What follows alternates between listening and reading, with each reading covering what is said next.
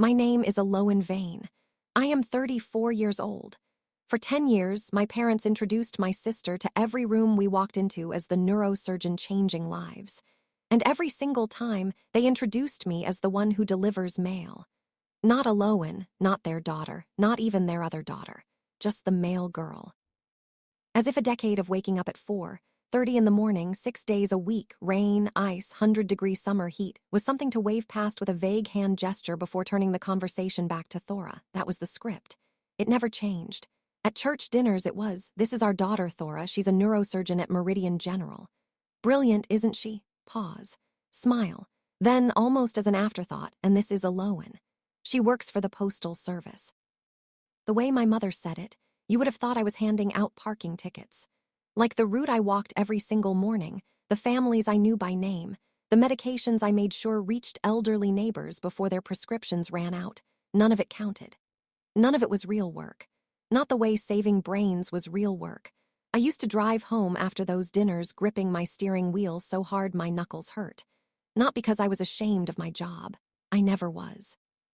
But because no matter how many years passed, no matter how much I showed up and kept quiet and smiled at the right moments, I was still invisible. Still the warm-up act before the main event. If you have ever been introduced as the other one in your own family, drop your city in the comments. I read every single one. The thing about being overlooked for long enough is that you stop expecting to be seen. You stop asking questions. I stopped asking why Thora always got the call when something good happened in our family, and I got the text 3 days later. I stopped asking why every holiday photograph ended up with Thora in the center and me half-cropped on the edge. I just kept moving, kept delivering, kept showing up. It was all I knew how to do. What I did not know, what none of us knew except for one woman, was that my grandmother Sibylla had been watching all of it. Every dinner, every dismissal, every vague hand gesture in my direction. She sat in the corner of every room our family filled, quiet and sharp-eyed, and she saw things the rest of us were too busy performing to notice. My grandmother was not a loud woman. She did not argue at the table or make scenes, but she paid attention the way very few people know how to. Slowly, carefully, with purpose. When I was born, Sibylla set up a trust fund in my name, $900,000. She never told me the full amount, only that it was there and that it was mine when the time was right. She put my parents in charge of managing it on my behalf because she trusted them then. Because back then, there was nothing to suggest she should not. She said to me once, when I was maybe 19, sitting on her back porch with sweet tea going warm in our hands, "Aloan, I made sure you will always have a foundation. No matter what happens, you will have something solid to stand on." I nodded and smiled and did not think much of it. I was 19. I thought foundations were things other people needed. I never touched that trust. Never asked about it, never checked on it, never thought to. My parents handled it. That was the arrangement. That was the trust. Sibylla passed in November. It was quiet and it was fast and it hurt in a way I still do not have the right words for. She was the only person in that family who ever looked at me like I was the whole sentence and not just a footnote. Losing her felt like losing the one light left on in a house I was already struggling to find my way through. 6 weeks after the funeral, we sat in a law office. My parents were dressed like they were attending a benefit gala. My father had his phone face up on the table, already impatient. My mother kept smoothing her blazer. They were calm, relaxed, even. Confident in the way people are when they believe they already know how a story ends. The lawyer opened the file. He read the standard language first, the property, the personal effects, the charitable donations Sibylla had arranged. And then he turned to the section about my trust. He looked at me, not at my parents, at me, and said that the current balance of the Aloan Vane Trust as of that morning was 4 cents. 4 cents. My mother blinked. My father cleared his throat. Neither of them looked at me. I heard a sound come out of my own mouth that I cannot describe. Not a cry, not a gasp. Something quieter and deeper than both of those things. $900,000. Gone. A 0.04 balance staring back at me from a single sheet of paper. And then the lawyer reached under the table and placed a sealed black envelope on top of the file. Sibylla's handwriting on the front, small and deliberate. He said she had left one instruction about this envelope. Play this first. He slid a disc into the laptop beside him and turned the screen toward all of us. The room went completely still. My grandmother's face appeared on the screen. She was sitting upright in her kitchen chair, the one with the faded blue cushion she never replaced. She was holding a stack of documents against her chest, and she was looking directly into the camera with the steadiest eyes I had ever seen on any person in my life. And she said, in a voice that did not shake even a little, "Aloan, baby." I found out everything, and I made sure they can't run. My grandmother did not blink once during that entire recording. She sat in that kitchen chair, the one with the faded blue cushion, and she talked for 11 minutes straight. Calm, steady, like she had been preparing those words for a long time and she was not going to waste a single one of them. She started by saying she had hired a private investigator 18 months before she died. She said it the same way she used to tell me she had called the plumber or scheduled a dentist appointment. Matter of fact. No drama. Just a woman who saw a problem and decided to fix it. The investigator's name was in the sealed file the lawyer was holding. Every report, every photograph, every financial record, all of it notarized and filed with her attorney before she ever told a single person what she had found. Then she held up a document and looked into the camera.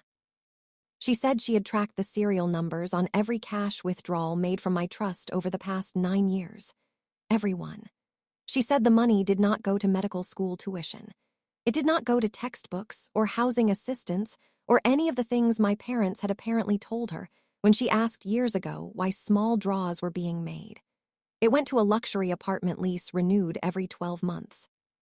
It went to a hospital administrator at Meridian General, a registrar who had since been quietly removed from his position, who had agreed, for a fee paid in 3 separate installments, to keep a name listed in the hospital's public physician directory. And the largest portion, the number that made my father go very still in his chair, went to a set of offshore accounts. Accounts registered in his name. The lawyer paused the recording, nobody spoke, and then something happened inside my chest. Not anger, not yet. Something slower than anger. It was recognition. Because I was sitting in that law office thinking about my mail route, the one I had walked for 6 years, and I was thinking about the registered pieces. The ones that required a signature. The ones I had delivered to my parents' address with a return receipt attached, pieces I had handed over and watched get signed for, pieces I had carried back to the post office in my bag without ever once looking at the name on the front because it was not my business to look. Past due notices. Legal warnings. Certified correspondence from financial institutions. I had delivered them. I had stood on that porch and handed them over and turned around and walked back to my truck. For years. And every single time, the signature on that return receipt had been mine. My name. My handwriting, or something close enough to it that nobody at the counter ever flagged it. I had been carrying the evidence of my own robbery in my mail bag for 6 years, and I had not known it for a single day. I pressed my hands flat on the table to keep them from shaking. The lawyer resumed the recording. When it ended, the room stayed quiet for a long moment. My father had both hands over his mouth.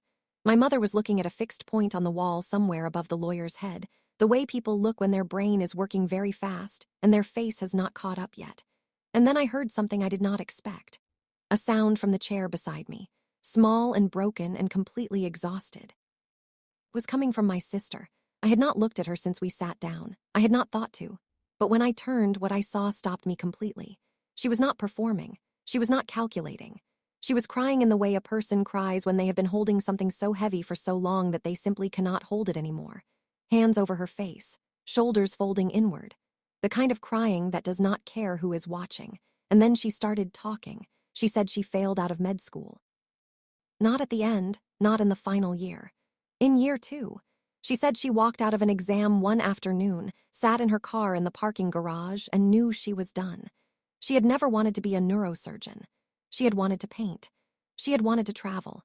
She had wanted to be ordinary in the most peaceful way, and instead she had been handed a script before she was old enough to argue with it. When she told our parents she was leaving the program, they did not cry or comfort her or ask what she needed. They told her what would happen if she did not cooperate. They said they would cut her off completely. They said they would do to her what they had already done to me, make her invisible, make her a footnote, erase her from every room they walked into. And she was 23 years old and terrified, so she stayed. She put the scrubs on every morning for 8 years, and she drove to an apartment across town, and she sat inside it alone, and she did not know. She swore she did not know that any of it was coming out of my money. I believed her. I do not know exactly why, but I did. I sat with all of it for a moment. The tape, the ledger, The route, the signatures, my own name written in someone else's hand on a receipt I had carried back to the post office without ever once looking down. Then I turned to the lawyer and I asked him one question. I asked whether forging a signature on a piece of registered federal mail was a criminal offense. He did not answer right away. He looked at me carefully, the way people look when they are deciding how honest to be. Then he nodded slowly and said yes. Federal, specifically. I straightened in my chair. I knew every mail route in this city. I knew every address, every pickup window, every delivery window, every name on every box. And I had something that needed to be delivered. I did not sleep that night. I lay on top of my covers fully dressed and stared at the ceiling, and listened to the hum of the refrigerator in the next room, and thought about every single morning I had climbed out of bed before the sun came up to do a job my family was embarrassed by. 10 years of 30 alarms. 10 years of cold trucks and heavy bags and routes I could walk in my sleep. 10 years of being the warm-up act. The whole time, that job was the one thing they could not control. They could drain my account. They could forge my name. They could wave me off at dinner tables and church socials and country club galas. But they could not touch my route. They could not touch what I knew about how mail moved in this city, who signed for what, and where every sealed envelope eventually landed. I got up at 4:30 anyway. Old habit. The first thing I did that morning was call the Federal Postal Inspector's office. I had the number saved. Every carrier does. I told the inspector what I knew about the forged return receipts, gave the address, gave the years, gave the description of the signatures. The inspector asked me to come in and bring whatever documentation I had. I brought the copies the lawyer had prepared from Sibylla's file the evening before. The investigator's report listed 7 specific registered mail items, all delivered to my parents' address, all returned with a signature that was not mine. 7 counts. Federal mail fraud. I walked out of that office into the early morning air, and I felt something settle in my chest. Not relief exactly. More like the feeling of a package finally reaching its destination after being held too long at the wrong address. The second thing I did was drive to Meridian General. I want to be clear about something. I did not go there to humiliate anyone. I did not go to make a scene or draw a crowd or perform for an audience.